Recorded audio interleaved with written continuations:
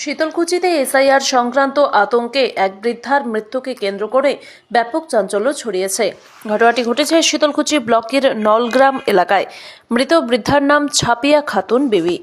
পরিবার সূত্রে জানা গিয়েছে, গতকাল ছাপিয়া খাতুন বিবির কাছে এসআইআর সংক্রান্ত একটি নোটিশ আসে। সেই নোটিশ পাওয়ার পর থেকেই তিনি তীব্র আতঙ্ক ও মানসিক চাপে ভুগছিলেন বলে পরিবারের দাবি। ক্রমাগত উৎকণ্ঠার জেরে তিনি অসুস্থ হয়ে পড়েন এবং পরে হৃদরোগে আক্রান্ত হন। দ্রুত অবস্থার অবনতি হলে তার মৃত্যু হয়। এই ঘটনার খবর ছড়িয়ে পড়তেই নলগ্রাম এলাকায় শোকের ছায়া নেমে আসে। প্রতিবেশীরা জানান, ছাপিয়া খাতুন বিবি আগে তেমন কোনো গুরুতর অসুস্থতায় ভুগছিলেন না। পরিবারের অভিযোগ, এসআইআর সংক্রান্ত ভয় এবং মানসিক চাপই তার মৃত্যুর প্রধান কারণ।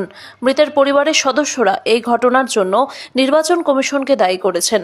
তাদের দাবি, নোটিশ পেয়ে সাধারণ মানুষের মধ্যে অযথা আতঙ্ক সৃষ্টি করছে, যার ফলে এমন মর্মান্তিক ঘটনা ঘটছে।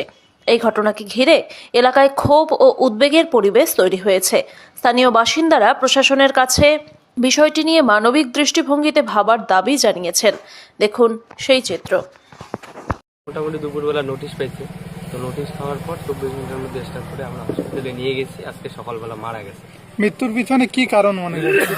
আমার কারণ মনে হচ্ছে ইনি ওই এসআইআর নোটিশ খাওয়াতে স্টক করছে। নোটিশ পাওয়ার পর কিছু বলছিলেন? না, সেরকম চিন্তিত বোঝা যায় ওনাকে।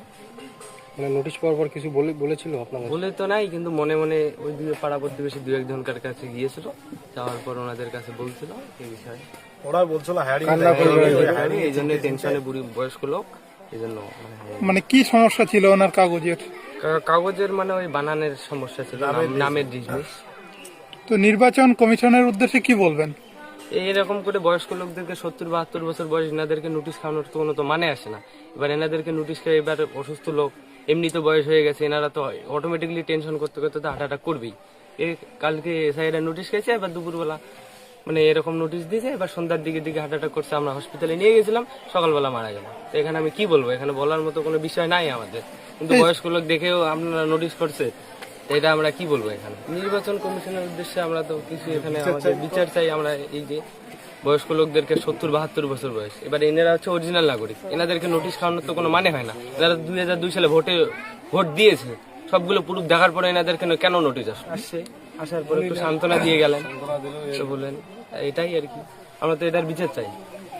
কি নাম আপনার? আমার নাম হচ্ছে মাসুদ রানা, দাদি ঠাকুমা। ঠাকুমার কি নাম? ঠাকুমার হচ্ছে সফিয়া বাবা।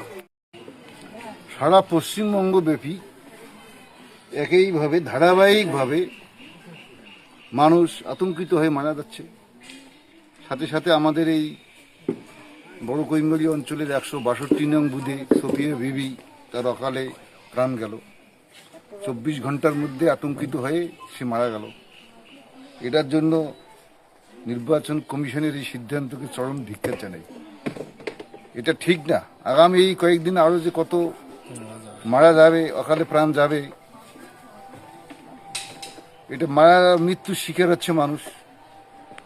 এই যে মৃত্যুর পিছনে কাকে দায়ী করছেন আপনারা? এটা মৃত্যুর পিছনে মূলত বিজেপি দায়ী, কারণ নির্বাচন কমিশন বিজেপির অঙ্গুলি হেলনে চলছে।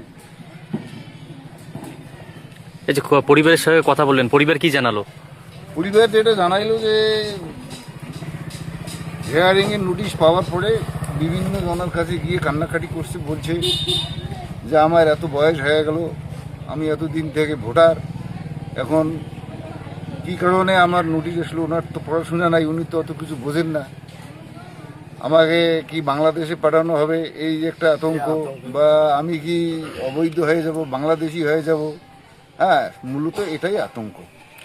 এই বয়সে যদি তাকে পরিবেশ ছেড়ে যাইতে হয় বা কোনো কঠিন সমস্যার সম্মুখীন হইতে হয়, এটা ওনাকে কুলি কুলি খাচ্ছিল, তাই উনি এটার চাপ সহ্য করতে না পারে স্ট্রোক করে মারা যায়। আমার নাম জয়ন্ত কুমার বর্মন।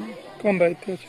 আমি বড় কৈমুরি অঞ্চল তৃণমূল কংগ্রেসের সভাপতি এবং কুচবিহার 18 নং জেলা পরিষদ কেন্দ্রের নির্বাচিত প্রতিনিধি।